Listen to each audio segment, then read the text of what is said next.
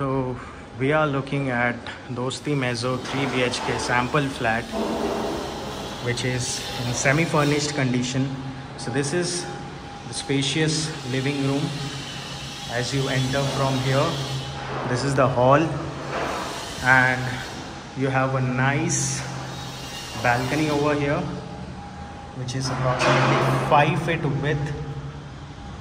Okay, so over here on the left side you have this first master bed with this window and an attached toilet with shower area, wash basin. This is the room. This is quite huge, quite spacious, I would say. And then as you move here, you have this dining area over here and the kitchen over here. As you can see, this is a spacious kitchen, two-sided platform, and space to keep your refrigerator and washing machine. This is the place for your refrigerator, and this one I'm guessing for washing machine. And you have the electrical sockets here, wash basin, sink, and this is a huge space.